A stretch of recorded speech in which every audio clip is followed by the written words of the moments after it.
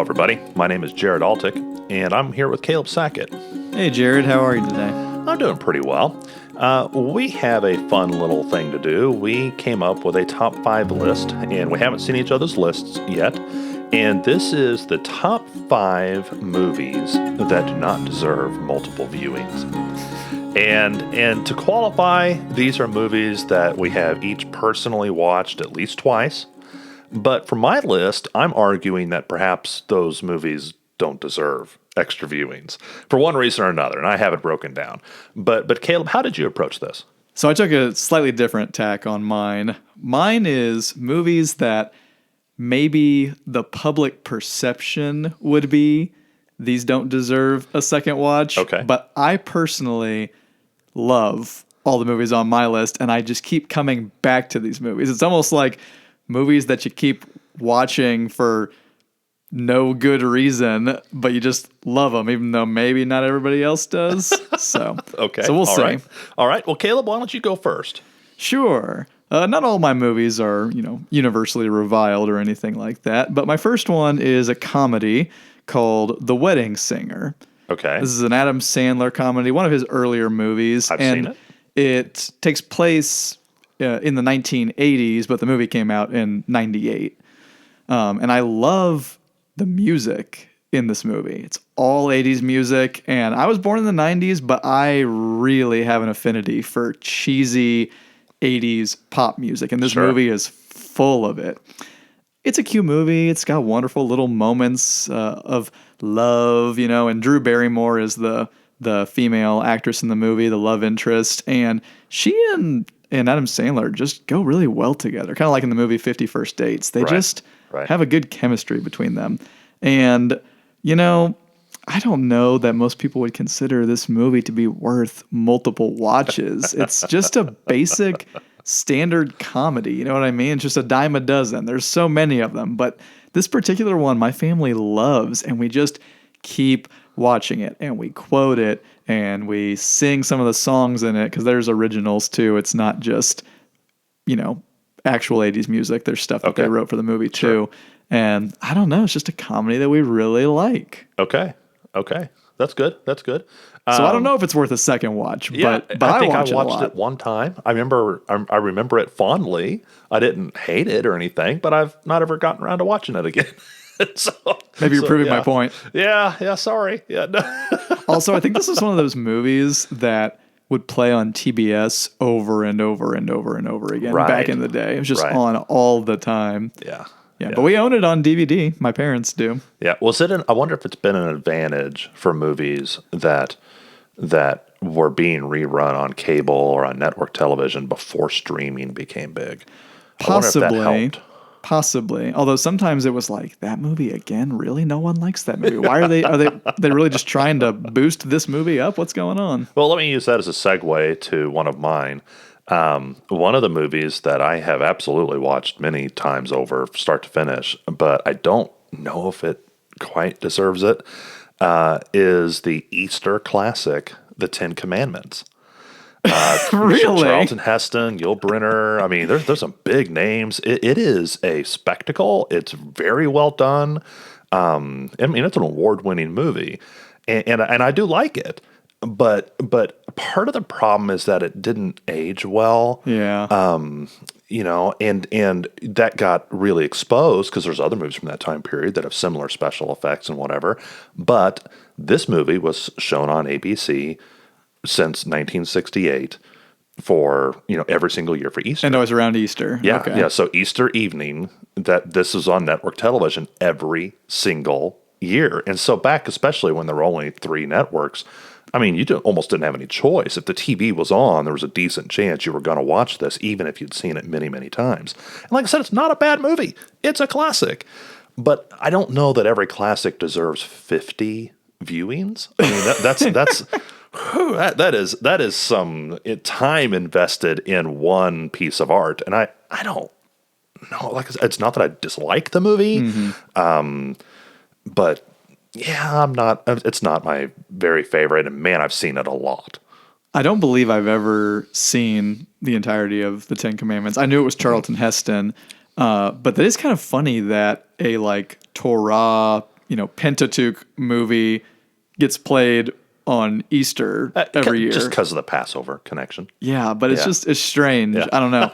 I mean, you'd probably have a hard time on network television showing like the Passion of the Christ or something like that. Right. And this was, like I said, it's very beautifully shot. I think they remastered it here a few years ago, so it's like 6K, right? And so it's very beautiful. A lot of big name actors. I mean, it's pretty good, and it's kind of like Ben-Hur or Citizen Kane. These are classic movies. I think everybody should watch them once, but especially the Ten Commandments, where literally, I mean, there are families that every Easter, you have Easter dinner and then eventually end up in the living room in the evening and you watch Ten Commandments. And they have watched it dozens of times. And you're wondering to yourself, why? Yeah, I mean, maybe it could be in a rotation with other movies, but just, yeah, wow, that's a lot of times to watch Charlton Heston get the Ten Commandments. Yeah. And so I don't think it quite deserves that many viewings. And so it's a movie that I have watched, I enjoyed. Just, I don't need to see it that many times. Yeah. Sounds good. What's your next one? My next one is a personal favorite of my wife and I called The Prestige. It's a movie that we just keep coming back to. And to be fair, I really love Christopher Nolan. I'm a very big fan of all his work. Now, this one might be a cheat because this movie is maybe to the average viewer worth 2 watches exactly, because there's a surprise at the end. There's a twist at the that end. Kind of makes you want to watch the movie again to find moments where that surprise is alluded to. Yes. And so maybe this one's exactly 2 watches. I don't know. But I'll tell you what, I have watched this movie quite a number of times. I really, really like it. And I don't know that it deserves to be watched all those times, but I'm still going to. In fact, I actually have a pretty funny story about the first time I watched this movie.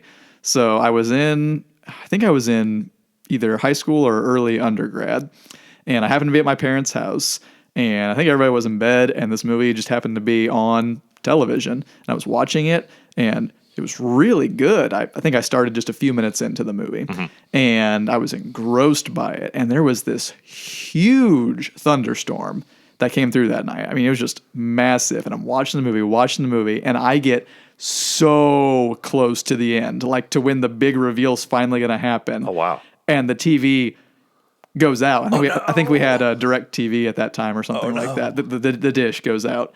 And I was like, you're kidding me. Like, I have to know what happens. Yeah.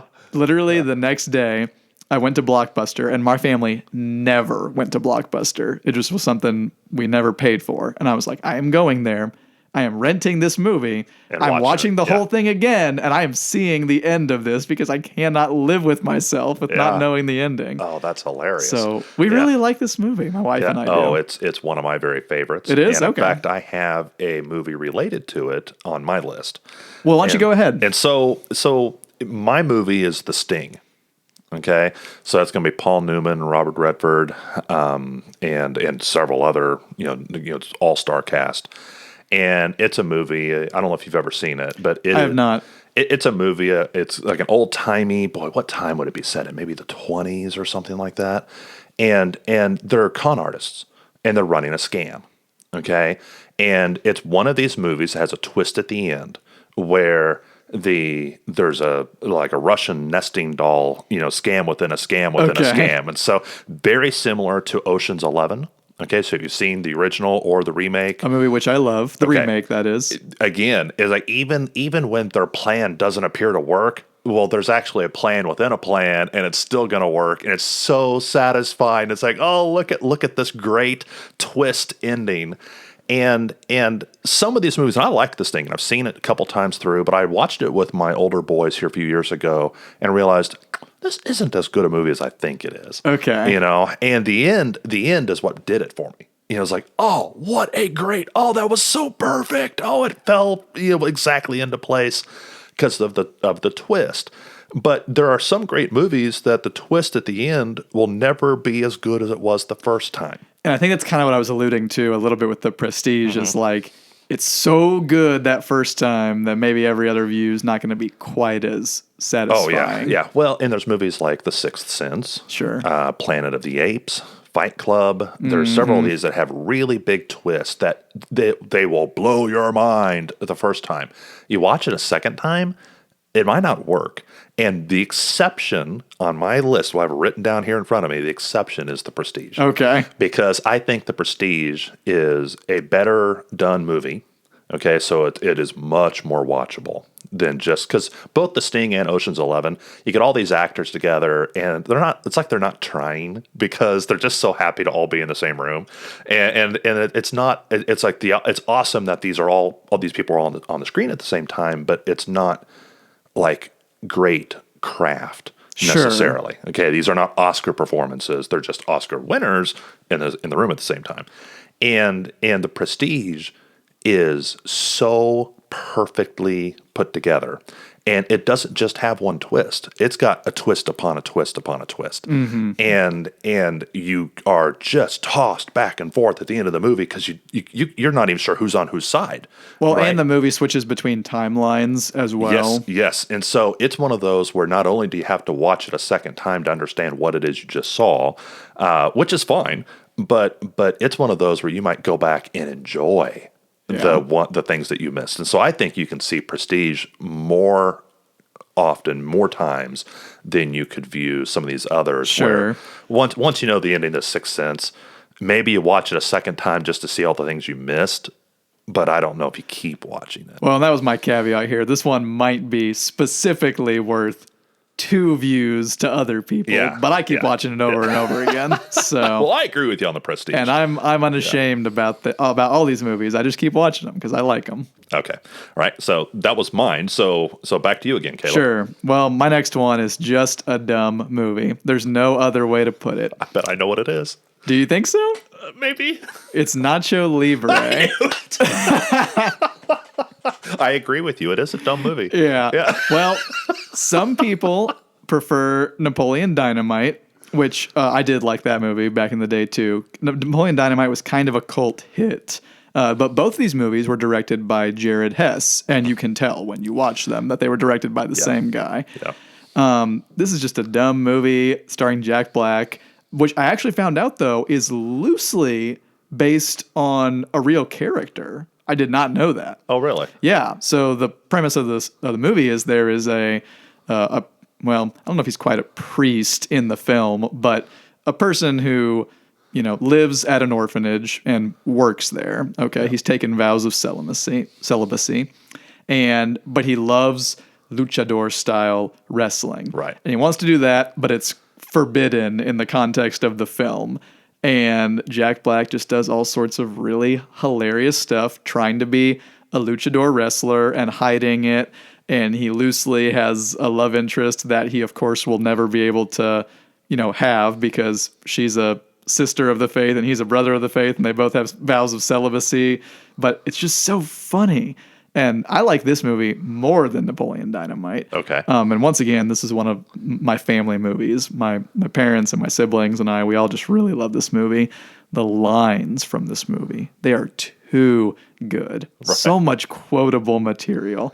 And almost everything about the movie is off-putting. The clothes are weird and interesting. The humor's weird. There's cringeworthy moments. Yeah. The music, which is half assorted by Beck and half assorted by Danny Elfman, is weird. And Jack Black has this ridiculous, half Mexican accent thing that it's completely made up. No one talks like that at all in the world.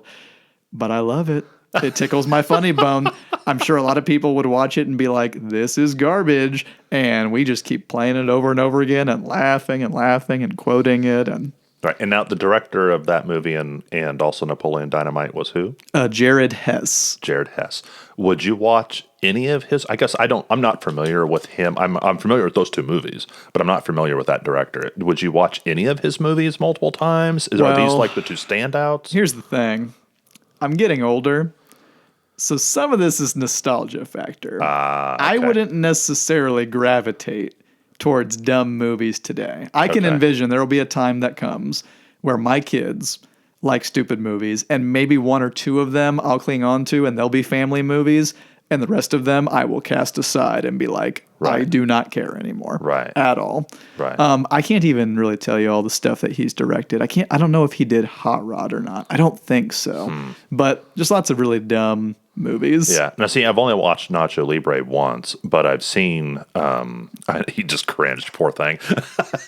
It's like I personally hurt you that I've only okay. seen it one time. It's all right. But I've seen Napoleon Dynamite several times through, and the last few times were done ironically. It's like, here's a youth group party. Oh, We're going to yes. watch this because it's so cringeworthy. Because it's just and you can tell weird. who's initiated.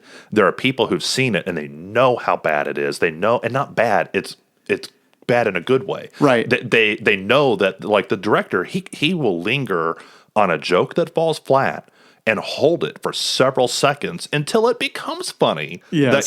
That you're writhing in agony that oh, this joke did not go well. I think you're right about the initiated thing, because people who have seen it, they'll be laughing and they'll know what's coming. Whereas the first time you watch a movie like Napoleon Dynamite, you're like, what is going Yes. on? It's a head scratcher. What your is first time this? through?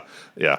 Well, now I might actually watch Nacho Libre again if I have some opportunity where it's just on. I might pay attention to it and see it through the lens of Napoleon Dynamite, because if I had known it was connected to Napoleon Dynamite, I might have looked at it in a different way. I think, in fact, I was going through my movies, and I rate my movies on IMDb, and I think I gave Nacho Libre like a 5 out of 10. So I just didn't get it, and so I might have to look at that again, but. Maybe. Or not. Yeah. Maybe it's only a one-time through watch. Sure. Well, let me go off of that, and I'm going to throw out the movie Frozen. Okay, now Jared rails about this movie all the time. it is a genuinely good movie. Okay, it's the first movie was extremely well done. Disney, instant classic. Good music that came out of it as well. Very good music. But it's one of those that get overexposed because little kids, since it's a movie that's targeted at little kids, a lot of little kids, it'll get put on repeat. Yes. And there's a lot of moms out there who have Frozen memorized, but not on purpose. It's just because... Yeah, they'd rather it not be there. Yes, but their kids watched it 5 times a day, every day for months, and now it's like ingrained in their brain. We had one similar to that with our little girl. She loved penguins, and so we watched the Jim Carrey version of Mr. Popper's Penguins.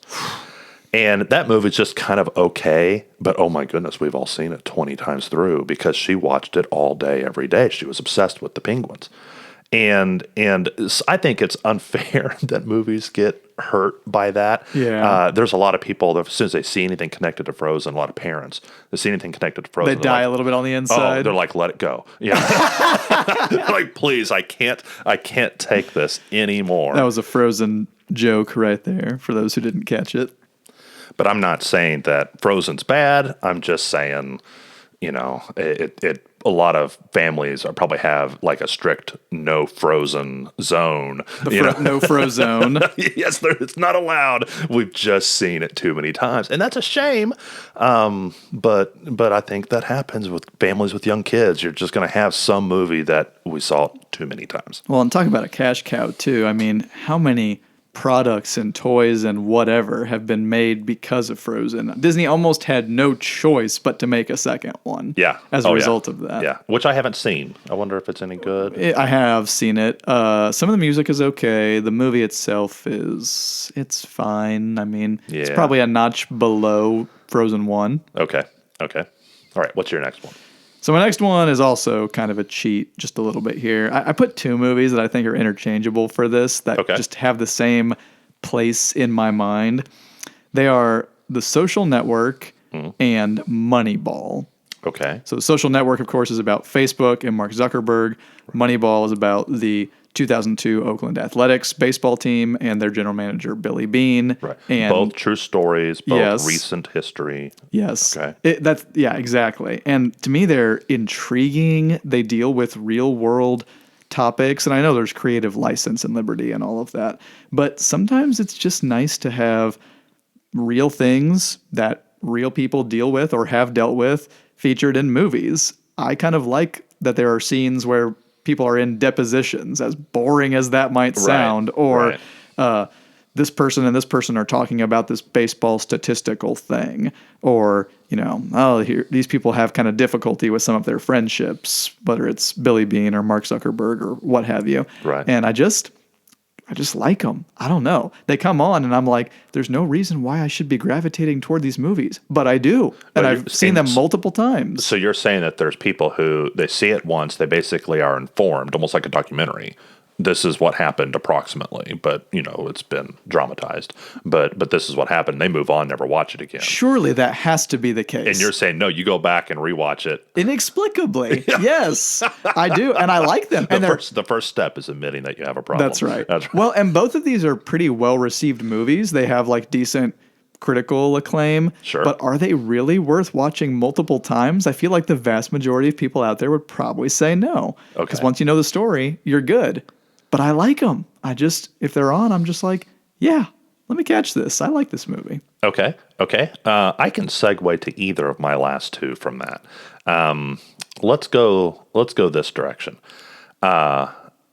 There are movies that purport to show history, and they're not trying to glamorize it necessarily. They're not a documentary, but they're not really trying to dress it up. And there's others that just can't help themselves but dress it up. I'm looking at you, Michael Bay. And I'm specifically thinking of the movie Pearl Harbor. Okay. I have seen this movie 2 or 3 times through. I even read the book, the novelization based on the movie. And that was my, finals week of my last semester of college. What am I going to do for fun? Well, I read that book. To me, that was fun. I was about to say, nerd. And I tell you, even when I watched the movie the first time and read the book, I'm like, okay, this isn't very accurate. This is really taking liberties with the events. And I think that, Pearl Harbor is World War II, but with more explosions. Okay, and which is hard to do, but somehow Michael Bay pulled it off. Right, he made it bigger and louder and more melodramatic, and I think that there might be a line that's getting crossed between legitimate war drama and popcorn action flick, and I can't say exactly which movies are on which side, but I know that Pearl Harbor crossed the line. Because like the opening scene of the actual attack on Pearl Harbor, which is only really representative, less than half of the movie, it's played up as like a straight war drama. But then you have all these other relationships and other stuff going on, and it veers away from that movie. It kind of becomes a different movie. And that other movie is not very historical.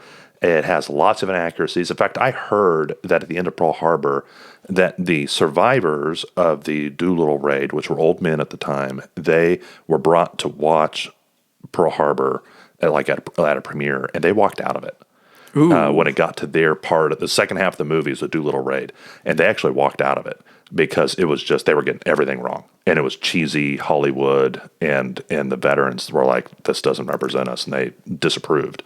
And I feel that. And so why did I read the book and watch the movie a second or a third time? I don't Who could know say why I did that. And I like war movies. I like history movies, which typically have something connected to war.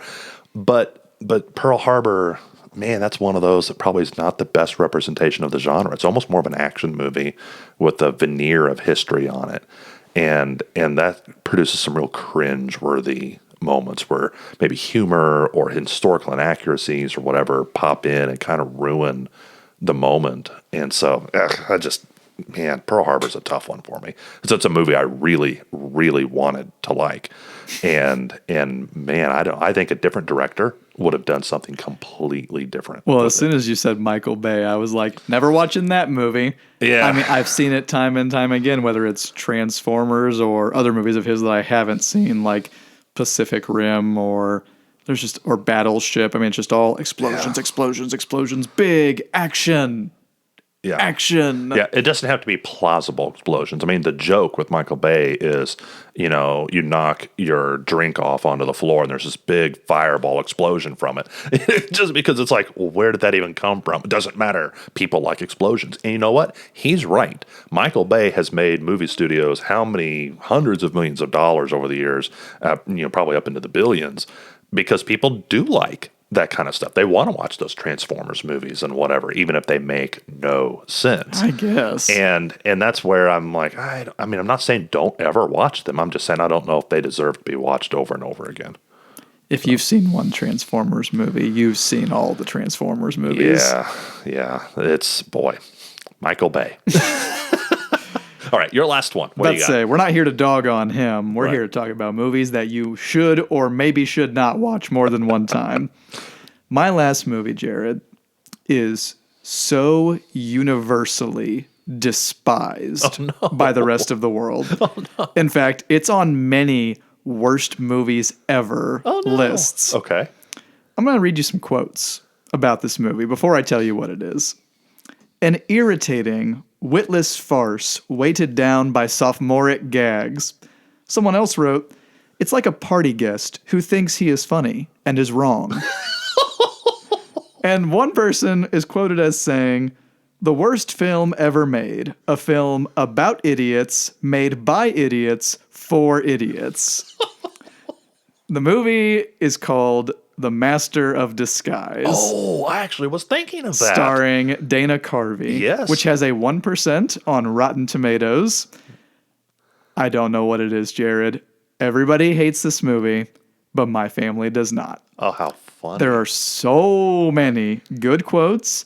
There's so many funny characters. There's so many good moments. And I'll admit, the plot is not great. The premise is nonsensical. I don't even know that the acting is that great. But I love it. My family loves it. It's on the list. I don't even care. The movie is basically just scene by scene Dana Carvey taking 5 minutes to sketch a different character. It's almost like a bunch of SNL sketches just like strewn together very not neatly. Yeah, I don't care. Like he had a notebook of here's all the characters I've created but was never able to use anywhere. Basically. How could we string them all together? Yeah. That's basically what it is. I don't care. We love it. I have a cousin that we quote these very particular lines of this movie back and forth to one another, and we just laugh and laugh and laugh. And I guarantee, this movie might not even be worth one watch to some people. Yeah. But we love it. We keep going back to it. I can't explain it. It just is what it is. Okay. I don't know if I have a comeback for that. We have comedies that we enjoy. My brother and I are big fans of Three Amigos. Mm-hmm. But Three Amigos is pretty funny. And so, I don't know if it, I don't feel apologetic for it. Most people I show Three Amigos, 9 out of 10 seem to really enjoy it. And not all of them want to watch it multiple times, but everyone seems to like, oh yes, this is actually funny. But yeah, there are some movies like that are just, we're back to Napoleon Dynamite and stuff like that it's like, you almost watch it because you have to be initiated so that you can enjoy, how bad it is or whatever. And so, yeah, I've seen Masters of Disguise. I think I just saw it the one time. But when I think of movies, you were like what you were describing that people like really revile, that pops into my brain. It's one of them. Yeah, that's one of them. And so, oh, mercy sakes. Okay, my final one is the movie Cars. And I liked this movie. I saw it in the theater. I thought it was good. I didn't feel like I'd, lost my money or something. I felt like this was a fun movie, but I think it's a good example of a movie where it's one of the weaker examples in a category of strong movies. Mm-hmm. Pixar movies are generally pretty good, and a lot of them are rewatchable.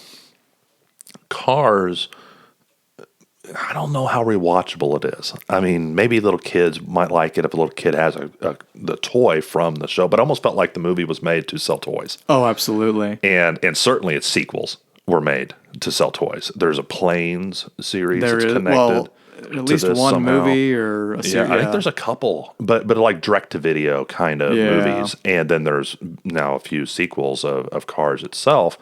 and shorts and full length and whatever. And man, I just feel like that's to sell toys because the quality is not up at the level that a lot of Pixar movies are. Well, here's at. the thing. If Toy Story was worthy of 4 movies, Cars is definitely not worthy of 3 movies. No, yeah. And the Pixar certainly sold toys through Toy Story, but Cars doesn't feel like it's at the same level. Can I testify to what you're talking about here Okay. for a second? Because my wife and I have recently been watching a number of different Pixar movies on Disney Plus, and we just watched Cars like a couple of weeks ago. Oh, okay. And she said that her little brother used to watch this movie all the time. It was like his Frozen, basically. right. Like, Lightning McQueen, Lightning McQueen. Jared, I've seen the movie a few times prior to that when I was, in middle school, high school, whatever. And I thought, oh, Cars is okay. I was so bored. I was just like, this is not as good as the other Pixar movies. It's just not. Yeah, didn't connect with you. No. Yeah. Well, it's hard for me to even wrap my brain around what Cars is trying to do. I'm not sure if it's going for like the NASCAR fan base. I'm not sure if it's going for the nostalgic I want to drive down Route 66 fan base because I don't know if either of those groups Appeal watch to a lot children? of Pixar movies. Yeah, right. I don't and know. so I don't know except that it sells toys. And so it's a weird movie. And my point with this really is that there can be a franchise or like a director like Alfred Hitchcock or Christopher Nolan that you really like, but that doesn't mean you have to like all of what they've produced. True. If you love Pixar movies, that doesn't mean you have to get on board with The Good Dinosaur. Okay. What movie now? Yes, believe it or not, there was a movie and it was about a dinosaur and it was really strange. And so you don't have to get on board with that. I've seen all the Alfred Hitchcock movies. A lot of them are like mind-blowingly good, but there's a few of them that are pretty forgettable. Same thing, Christopher Nolan. Christopher Nolan's had an extremely good run. A lot of his movies are very top-notch, but you don't have to love them all equally. You can be a Christopher Nolan fan And think that Man of Steel was not the greatest movie of all time. Yeah, you can be like, oh, I love Prestige. I love what you can pick whichever ones you really like, but you don't have to like them all. And I think sometimes we need to give ourselves permission because we live in a fan culture. And oh, I'm a big fan of this. If you have a favorite singer, you are not obliged to love every song they sing. You don't have to. It's okay. And I think that's tough because as a cinephile, as someone who loves movies, I think there was a point which I wanted to love every Alfred Hitchcock movie. And that's not realistic, And I wanted to love every Pixar movie. And then Cars happened, and it was a movie that I liked once. I didn't need to see it several times through. Well, and the funny thing about a list like this is just personal preference. And sometimes you can't even explain certain things. And you're just like, I like what I like. I don't like what I don't like. And that's kind of all there is to it sometimes. But it is good, though, to hear other people's opinions. And like I said, sometimes you might appreciate some different nuance that you just missed. Oh, absolutely. Movie watching especially, it's something you can do and be distracted. You can be affected by who you've watched it with or what period in your life you watched it. And a movie that appealed to you in your teens may not appeal to you in your 40s or vice versa. And so it's a very interesting art form, and people have a lot of opinions. I agree. All right. Well, thank you, Caleb. Yeah, absolutely. That was fun.